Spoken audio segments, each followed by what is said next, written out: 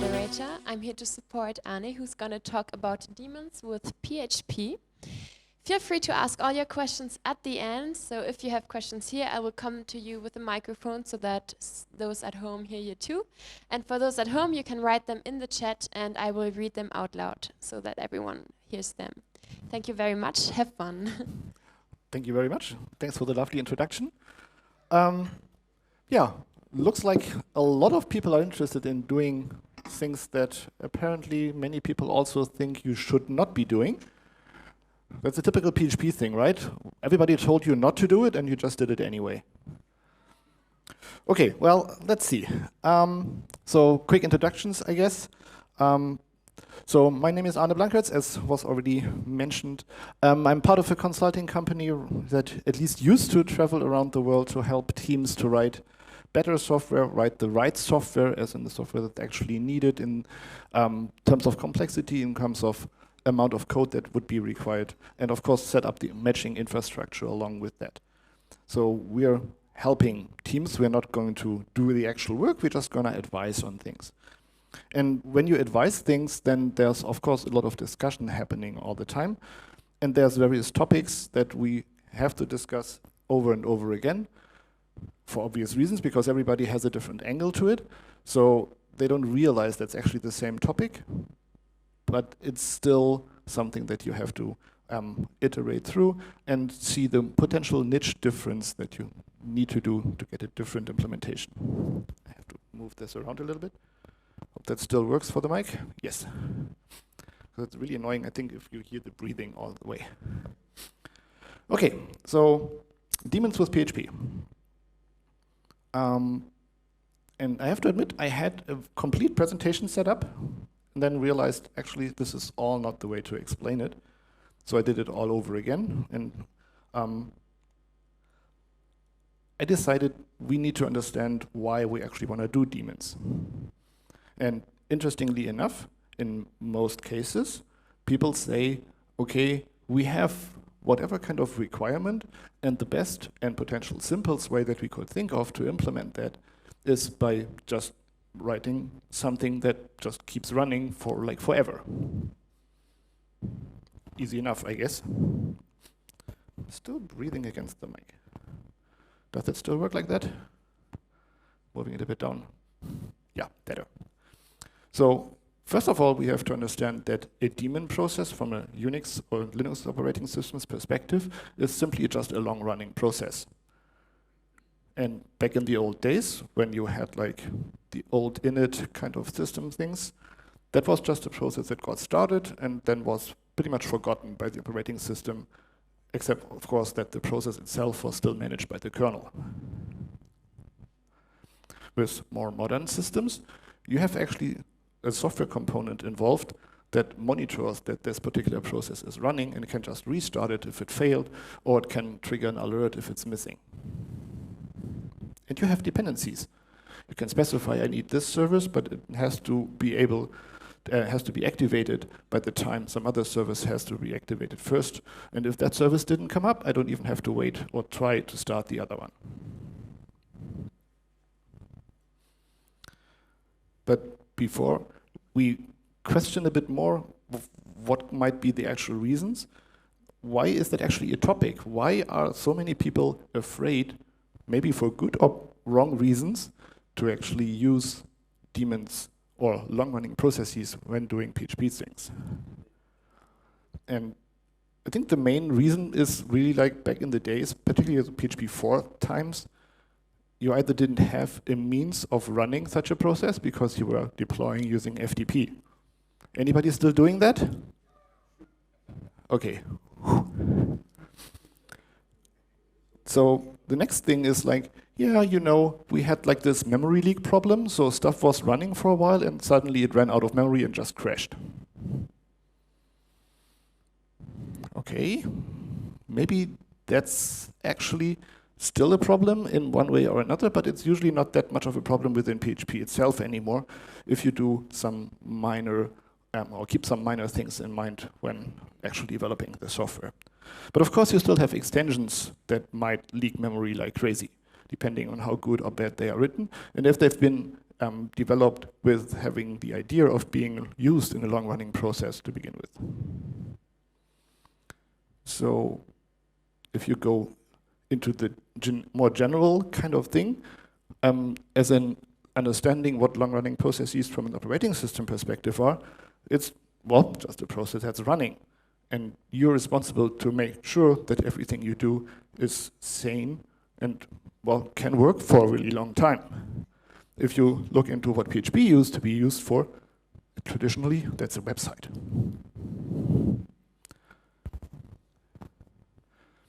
So if you have a website, that's a request, usually, that does something, and then everything is gone again. So nobody really took care about cleaning up, because PHP did all the garbage collecting for you when the script was done. But if you create a long-running process, that script is supposedly never done. So somehow that's a completely different way of programming. And naturally, people who were used to doing the web things were really bad at doing the other thing, because they didn't know. Well, now you know at least, but still, that didn't help back in the days. So apart from that aspect, running things in the background and hoping for that to actually pick up things and do things usually implies that there's some sort of something that has to happen for that particular process to do something, because constantly doing something in a loop for no apparent reason is usually not helpful. So you're trying to do things, right? So that's why you write the daemon, at least if it's not like the web server you're trying to re-implement. So we have a lot of potential reasons for running long-running processes. And the first one that I hear from various people is like, I created a daemon because I think it's easier to write that piece of software than to actually create cron type entries. And just as a raise of hand, who has to Google the syntax for a cron type entry every time they have to create one? Yeah, that's pretty much the majority. At least I'm not alone with that. Some people say, actually, cron jobs are scary.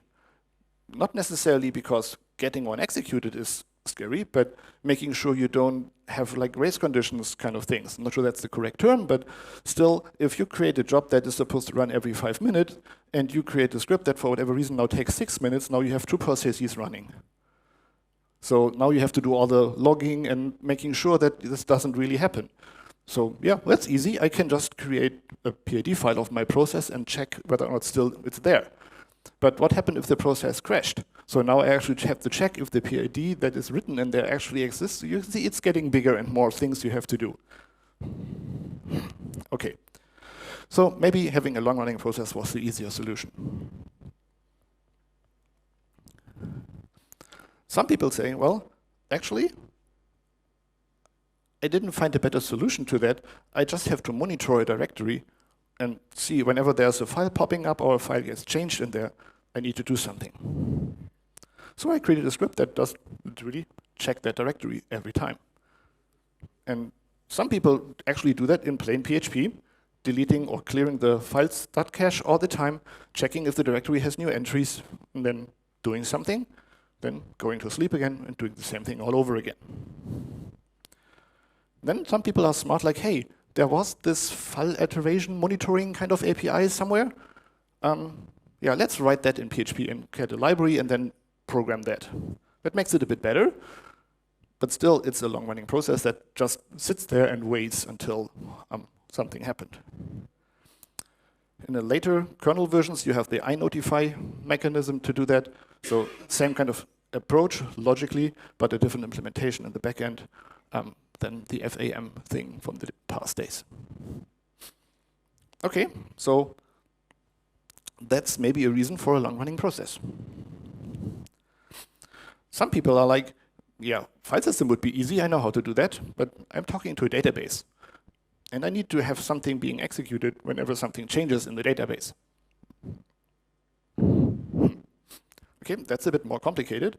And I think that's the most, or the first one where you actually say, yeah, a long-running process that constantly queries the database might be something that makes a lot of sense.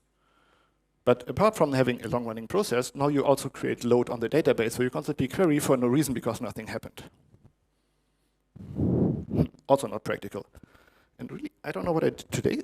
Last time it did not sound like that all the time. Need me to fix that, or does that still work with the mic? Yes. And I think now the breathing is already better, right?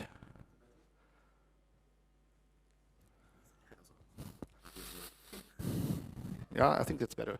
Okay. Thanks. Sorry about that. And then the next thing that many people, at least in newer environments and systems, keep telling me is like, yeah, you know, we have this cool event queuing mechanism here, and maybe that's homegrown, maybe that's Kafka, whatever, RabbitMQ, you name it. And we need to read things from that and then just do things. Okay, I get it. Might be a valid reason. Then like, yeah, we don't actually have events, we have commands in there. Well, that might be comparable kind of situation, even though, of course, conceptually that's completely different. But the same kind of requirement exists to read something from somewhere and then do something for it or with it.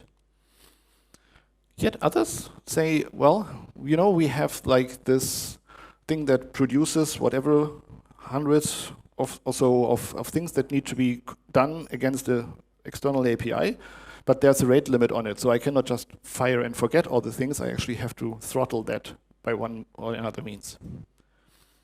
And the easiest way would be to actually just, well, have a process that checks if there is something to do and if we are still in the rate limit, and then just does things as they might potentially need to be done. Yeah, potentially also a good reason. And the most funny one to me is like, yeah, I'm doing this because somebody told me on some conference that everything has to be done asynchronously today, so I cannot do things synchronously anymore. And while that, of course, might be very well a good thing to decide to decouple things, there might be very good reasons to do things synchronously anyhow, and maybe just have to find out what actually makes sense to do asynchronously and what you want to do synchronously. But so there are various things that people usually say when I ask why you have this long-running process in your infrastructure. And those are, I think for the most cases, actually somewhat valid reasons.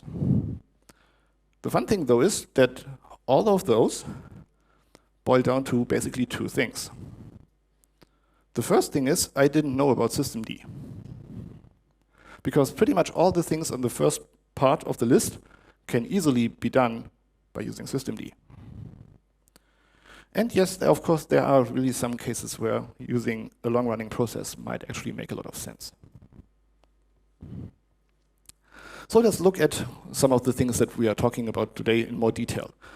So I assume that everybody using Linux as one way or another for at least the production environments, but who's actually familiar with systemd? Okay, that's not that many. Okay, so after this talk, you're going to know a bit more about it. So systemd is basically has taken over the Linux world. Some people hate it, maybe because they don't like the person who is mainly responsible for it. Let's say he's a controversial kind of guy.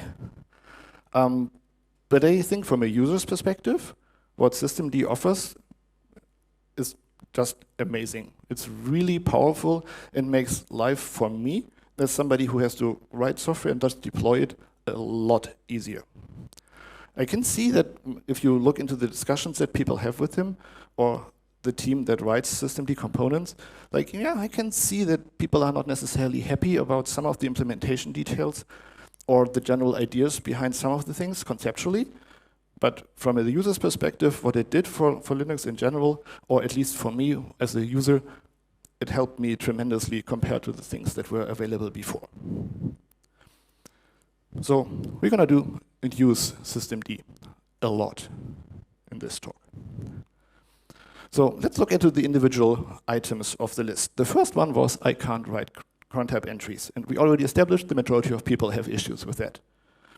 There's even generators on the internet where you can type, okay, I want to have this as a human readable form, and it just generates whatever cron type entry you might need for that.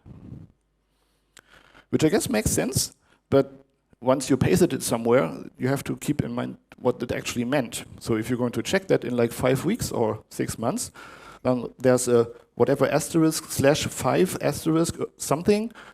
Yeah, does that mean it runs every 5 minutes or every 5th day or what? I have no idea. And now pasting that back into something that translates that to a human readable form is not necessarily easy. Well, so I decided, Googling a bit around if there's alternatives, and of course with systemd there is, so, well, we don't have to write contrap entries anymore because we have systemd. Systemd has something that's called timers.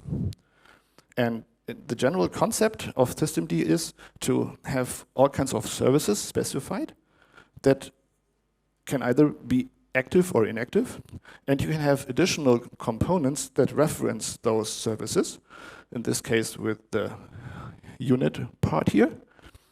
And you can say, okay, I want to have a timer that, well, apparently fires for this pattern. And whenever that timer, well, elapses, as they call it, then, well, this unit will be started. And I don't know about you, but I think this is actually pretty readable. And in case it's not readable enough, well, you can ask systemd to translate that for you. So you specify that you want to have a calendar entry analyzed and just write the same string again. And if you submit that, you get an output that's actually really helpful. First of all, it's telling you, this is what I understood what the request was. It sounds redundant, but it's actually really practical, because if you were missing the quotes, those are actually 2 values, and it would understand it has to analyze 2 calendar entries. So with the quotes, that actually makes it obvious, okay, I understood this. And what systemd does as the first step is it tries to normalize the input. So basically adds the seconds that I lazily omitted up here. The next thing is to say, okay, I understand what that means and when it's the next time to actually trigger this. So given that there's an asterisk here, it's understood, okay, this is the first time I'm going to actually run this. And translating that to UTC, because local time zones are potentially not helpful. And also helpful is like, okay, the next time this will be run is in 2 months and 15 days. I think that's really practical and takes all this scary I cannot read or write cron tab entries completely away.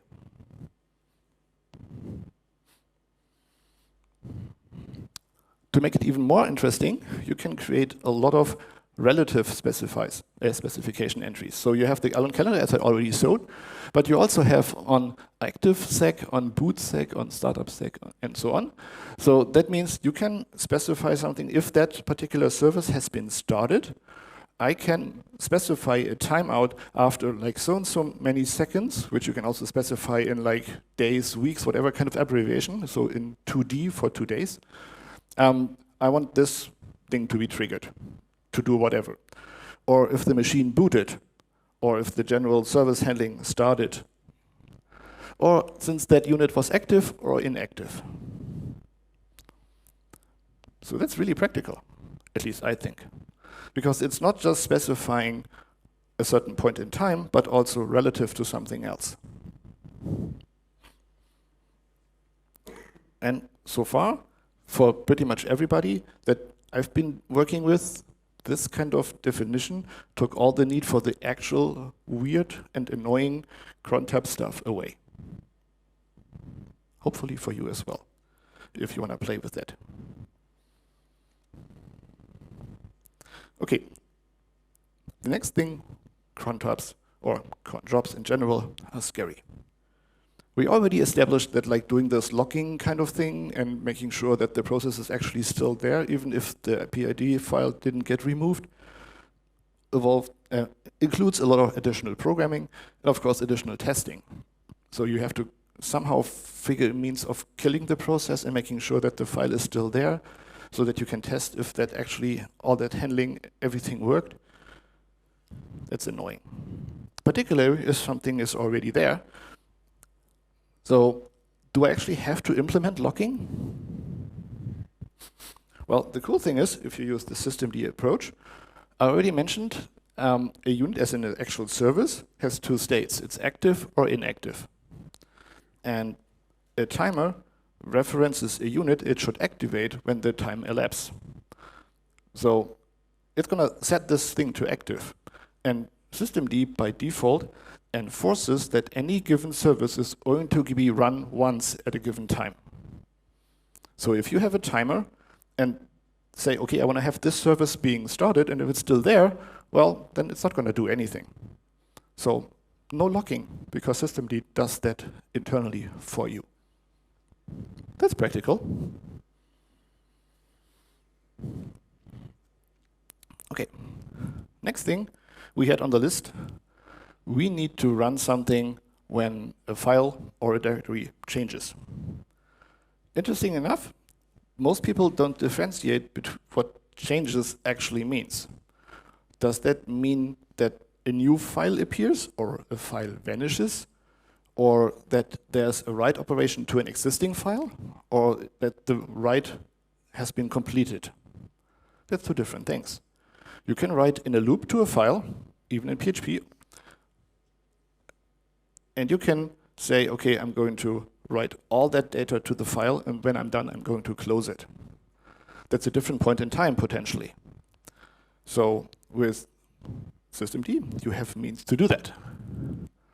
So in this case, I decided for path modified as an example. So you have a systemd path service or unit that you can specify and say, okay, when this particular file or directory is marked as modified, and the systemd documentation says what the individual terms must be based on what you actually want. You can also make sure when it's being created, when it's being, well, changed.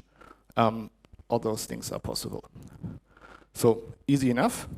Also, again, if that process is still running, nothing is going to happen again. If there's two changes happening after another, systemd will make sure you're not going to have concurrent processes doing things. And if the process ends and there's still stuff left that could be considered something that would match the specification, it's just going to restart it again. Keep in mind, the actual definition of what to run is in the referenced service. So all the parameters and regulations, like for how long that thing is supposed to be alive, for example, is something you have to specify in the actual service definition. You can say, I want this process to have a max runtime of 5 seconds, just as an example. And if it would enter the sixth one, well, systemd is just going to tell it to, well, stop operating, and if it doesn't react, systemd is going to enforce it's going to stop operating without consent in that case.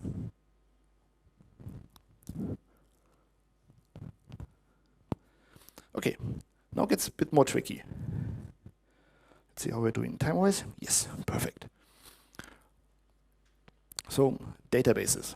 Databases are a bit special because they do things in their own world, and systemd, if you would use it, has no means of knowing that something actually happened.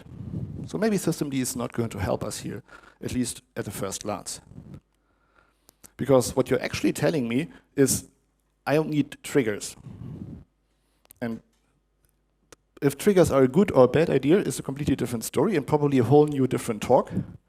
But in general, having something that can get executed or run by the time something changes, maybe even with a very selective way, might still be very practical.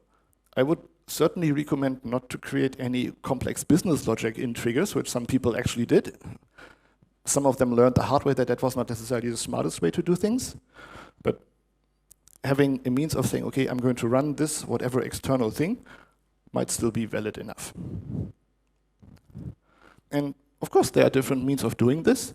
If you are using PostgreSQL, for example, there's a means to just run things on the shell. If you're using MySQL, that's getting a bit more complicated. Because in MySQL, you don't actually have a direct means of executing things, but you can create user-defined functions or UDFs. UDF is a C-based kind of thing that you have to write yourself. There are some examples on how to do this, and the easiest thing that you could do is create something that as a trigger, then runs whatever external process. But that's dangerous. Because you have to keep in mind, if you're telling the database engine to run an external process, if you're not making sure, pretty much exactly the same thing in PHP, if you run a sysexec in your PHP script, if you use parameters that come from the outside, you might run into very interesting issues. And there are various nice examples, depending on how you see it, I guess, to how to exploit mechanisms that have these kind of execution triggers. But if you make it a very strict, this is the only script that I'm going to run, and I'm going to restrict it to certain types of users, and this is the only binary, maybe even a chroot container, that might get somewhat secure. But still, maybe it's not the most secure way of doing things. Another nice way to not have security implications is use an approach that somebody else wrote as an option to use on GitHub, the MySQL notification UDF. So the idea here is not to actually execute something, but talk to a server and notify that by using a TCP socket. And that particular repository even has, in this case, Node.js implementation that you can connect to from MySQL whenever the trigger gets executed. And it just sends information along, a JSON string in that example. So with that, you have a comparatively easy means of writing a service that then can, well, on a socket, retrieve the information of what changed.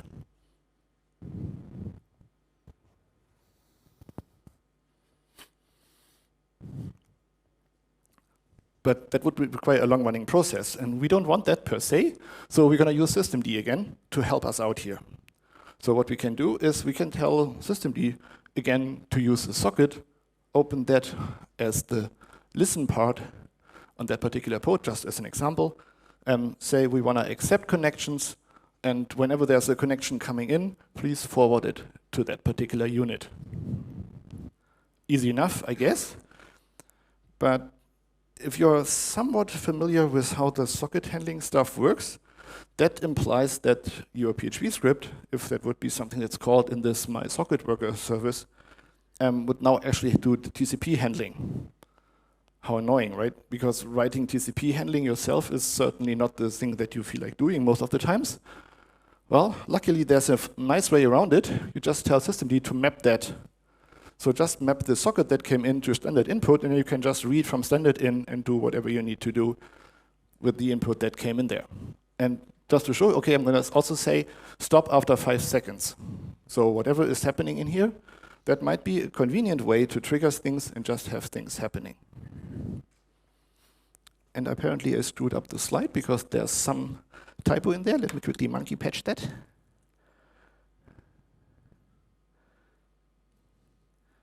I was looking through all the slides before, but apparently I missed one. Where was that?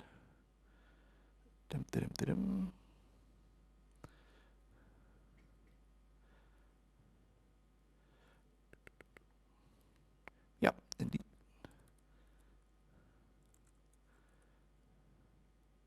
Better.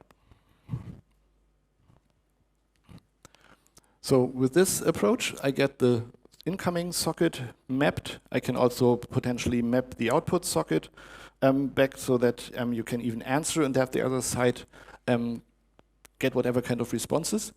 But for this notification thing, that doesn't make sense because the notification on the UDF side doesn't care about the answer. It's just going to send it over and be done with it.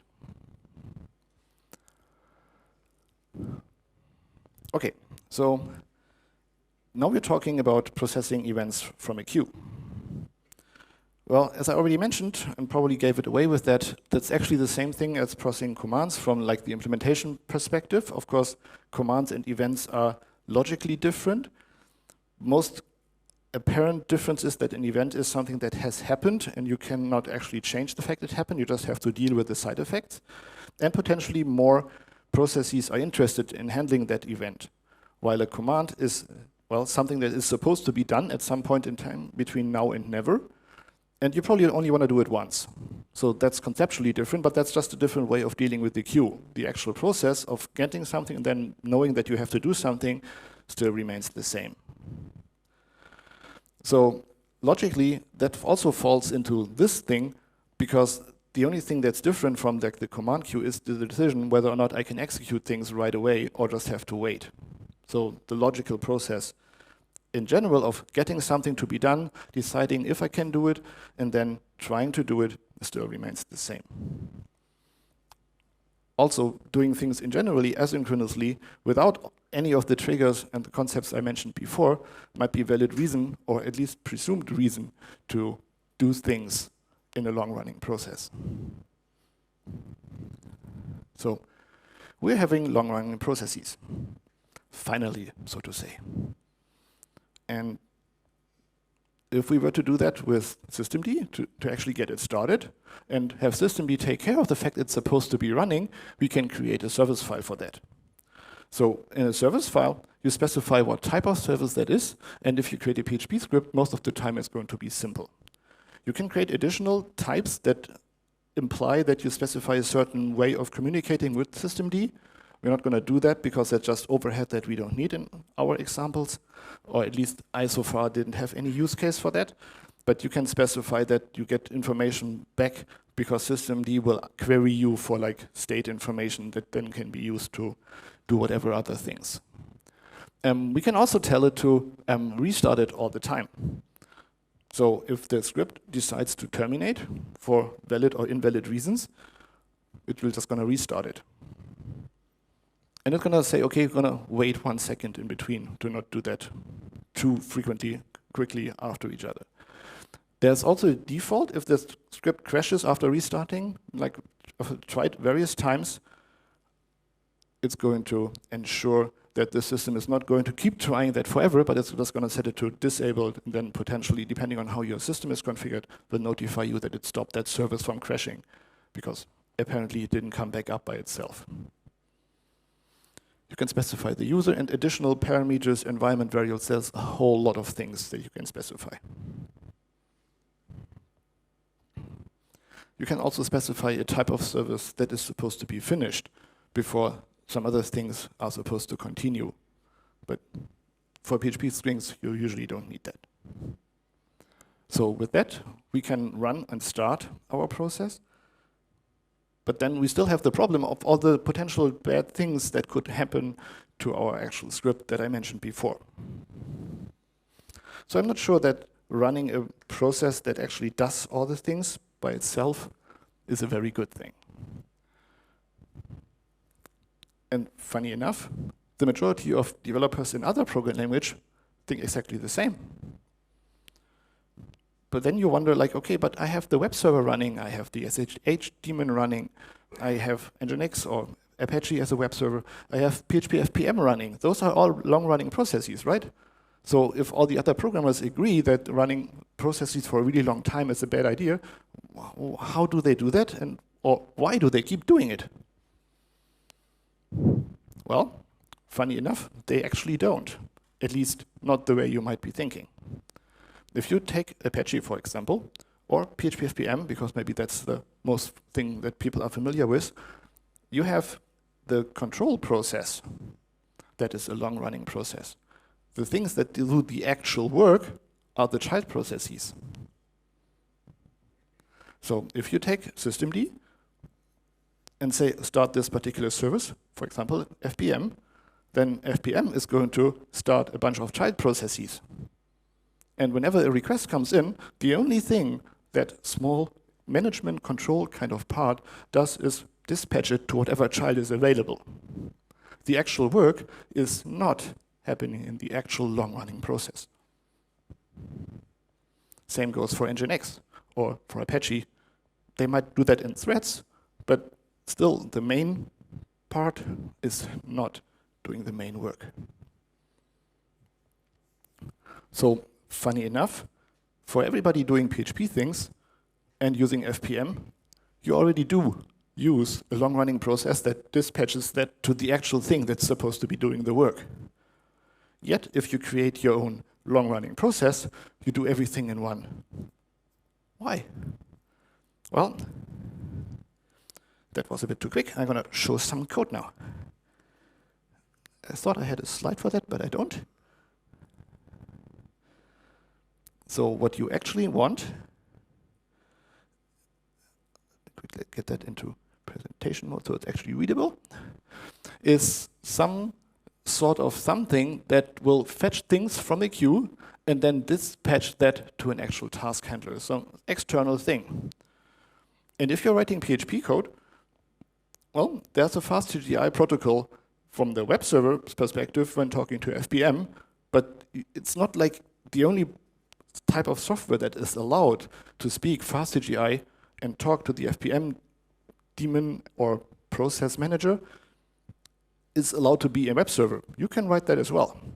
And there's a very cool fast CGI client library for PHP that can exactly do that for you. And with various clients, we're doing that very successfully, having a very small service class. And this actually thing is a total of 149 lines of code, which basically does all the dispatching logic. So it has, of course, the dependency to some queuing mechanism where you can get entries from. And it doesn't really care if that's a database table where you read stuff from in a loop, trying for it, waiting for a socket connection to tell you that something has happened, and then doing the request. You can extend that by combining various of the things that I just mentioned. And if you have that socket information, or by querying it yourself, then you know that this is the task that needs to be done, and they're just going to need to dispatch it using FastCGI as a protocol to send it to the other process. And that process is doing whatever it needs to be doing. The cool thing is that if you have to do that, you can have various FPM pools available on clusters and whatever kind of scalability you need to get things parallelized, or have it specifically configured, saying, okay, I need to create FPM things to do PDF rendering. And for whatever reason, we use PDFlib for that. That's a binary thing. I don't want every process to have that available. Well, then I'm going to create my own instance of an FPM somewhere and just have that configured to do that, and then dispatch the request to that particular pool. That's simply a routing question. And the code you can see, I mean, I can paste that in the materials later. It's really, the main thing is this loop. One more line. Yeah. So we check if there's something that's finished from the task handler, basically waiting to do the things asynchronously. If we have new stuff to be done, we're gonna send the request, otherwise we're just gonna keep waiting. And you can specify how many things you wanna do in parallel. You can specify some wait time. There's a usleep in here. That's actually the only thing sort of required to not kill your CPU, because otherwise this thing would go really, really fast and looping, and you would just have 100% CPUs for no reason. With the usleep, the scheduler in the kernel can decide, okay, I can swap this out for a fraction of a time. It still feels instantaneously if you don't make that wait time too high. And yeah, we're gonna process the task and put it into the list of things to be executed, and just wait for things to be done. The only thing that you should potentially be aware of, if you create this as a service, as an actual running process, and you want to somewhat play nice to systemd, is that you have to have some signal handling. In place, because systemd is going to tell you to shut down by sending a signal. And if you ignore it, systemd is going to be very upset and gonna make sure that you're gonna stop your operation, as I already mentioned, which is not necessarily what you want, because you want to be sure that if you're waiting for some task to be completed, that your process is not gonna be killed in the middle of waiting. You wanna be sure that this worked, so you can confirm back to the queue that you actually processed that entry. And for that, signal handling is required. Other than that, that's really a small piece of software that's not really doing that much. So chances are there's not much that can go wrong, because the actual work, the heavy lifting of things, is in a different process that's going to be garbage collected, like you used to be doing it with all the standard PHP requests that you already had for your website. So much for Daemons with PHP.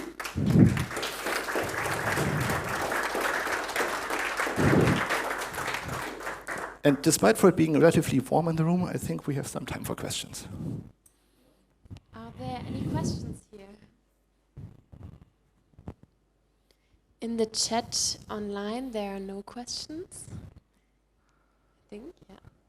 That always makes me wonder if the chat actually works, because in pretty much all the talks so far, there were no no questions on the chat. No, it works normally. All good. It was just teasing you. There's a question.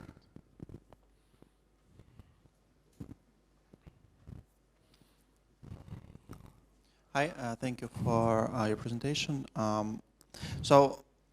I have a question regarding long-running process when you're consuming the messages in some queue. Yeah. So you suggested to work with, in your last example, suggested to work with FPM to kind of communicate with it. But can you imagine consuming those like messages in this one long-running process, and then like forking the processes via PCNTL, and like doing this like a kind of as an entry point, and then consuming them in synchronous processes forked by PCNTL? Sure, you can of course do that as well. Funny enough, I deliberately didn't mention that, but now that you start talking about it, I can probably, or have to, go into that. The PCNTL extension, while being required for the signal handling anyway, but is not necessarily considered a nice thing by many. I'm not necessarily sure exactly why. You have to keep in mind that if you create a fork, PHP basically copies everything that it has over, but it's not necessarily always useful. So for example, if you have a MySQL connection, store that in a variable, like the identifier for the connection. If you have a fork, you still have that identifier there, but there's no connection because that's in the other process. So that makes a lot of programming, well, you have to just be aware of those things. It's not impossible to do, but you have to keep that in mind. So that's one aspect. The other aspect is, of course, that forking on demand is comparatively expensive, because you have to have that process now that actually has to fork out that individual thing just now, but has all the other things that it did before to actually read from the queue still somehow, it's not necessarily clean. So you would have to fork before you actually start the other part, which then means that you have to handle the children and potentially killing them at some point to actually do the garbage collecting. So there's a lot of overhead in doing that from a programming perspective. Not impossible to do, certainly a valid thing to do, but I would not necessarily feel comfortable writing all that because it contains a lot of additional overhead that I don't necessarily need. Granted, using the socket connection to talk to FPM, if it's local, will potentially make it a tad bit slower, but compared to forking it on demand, it's again probably faster. So your mileage may vary. Sure, if it's small enough, perfectly fine to do that. There's a potentially another solution that would be using I think it's called parallel, where you actually have p-threads available. That, of course, is something you can do as well. But that, again, has various potential interesting issues, depending on what you do and how deep into PHP things you're going to dig, what you might actually experience as a problem. Yeah, I think it still is a nice way of doing things, potentially.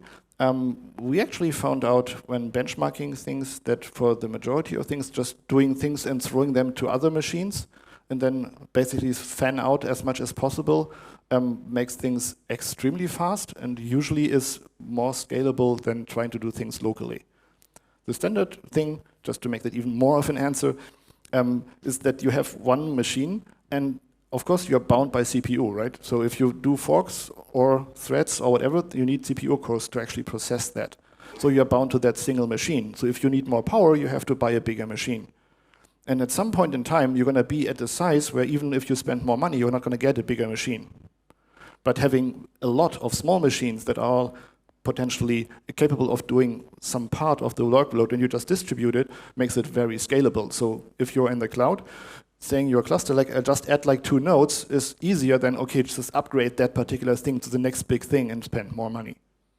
So that's why I usually go, let's just offload that to different machines because that's easier to scale. There's another question, I think.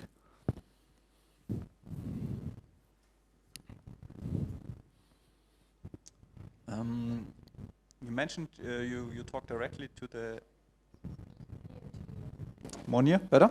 Oh, sorry.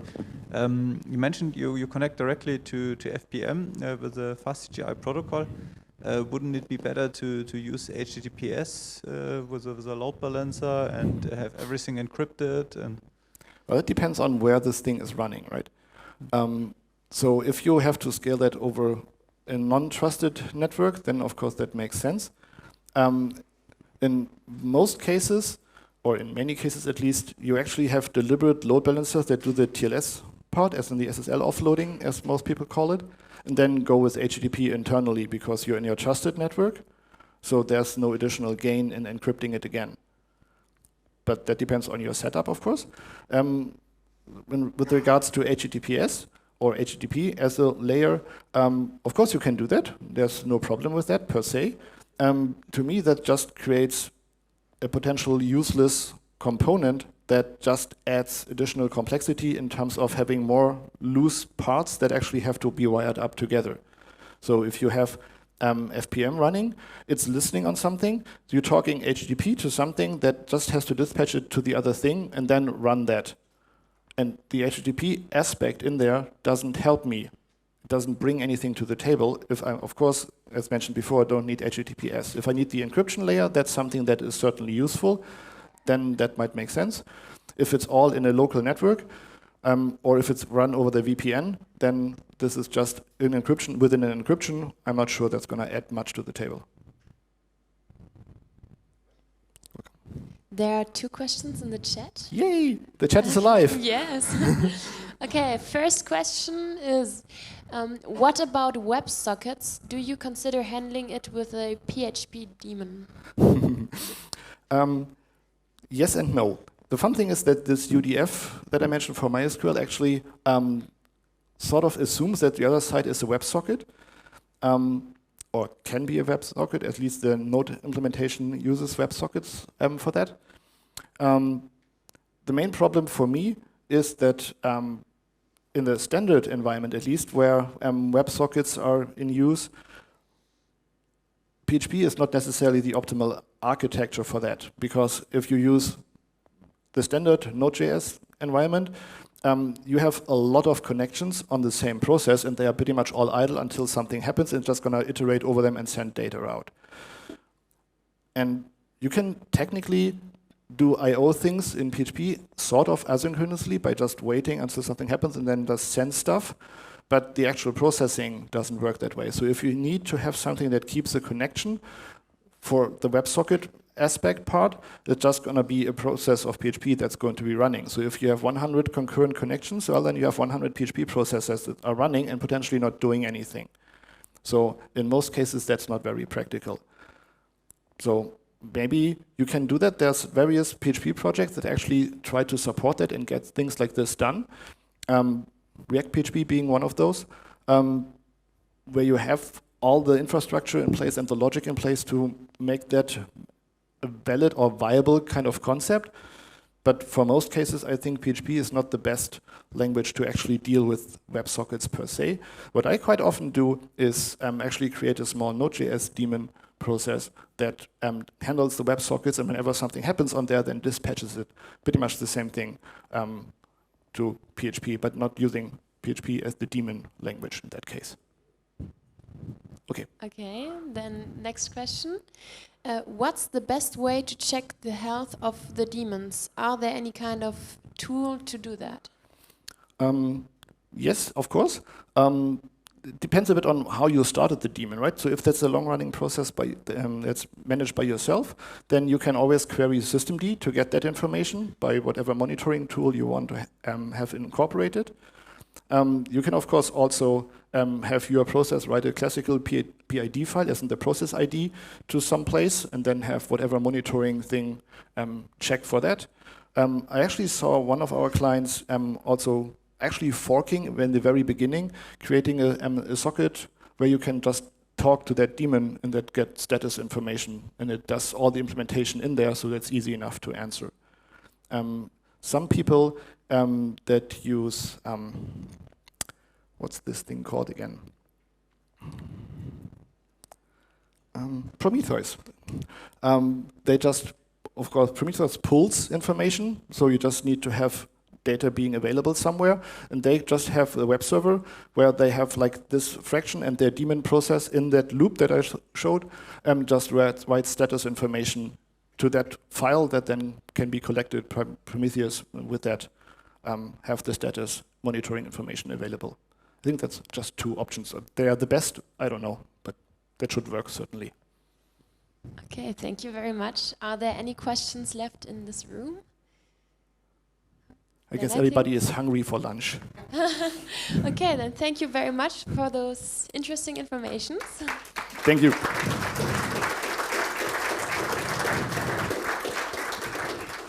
Yeah, And if you, yes. just one thing, if you realize you have questions left, feel free to drop us an email. Contact details are still on the slides. If you think you would like to talk to us, we have what we call office hours on Friday, or on this upcoming Friday, via WebRTC chat session. So feel free to go to our website and follow the link to the office hours, and then we can have a chat on Friday. Thank you. Okay, thank you. Have a nice lunch.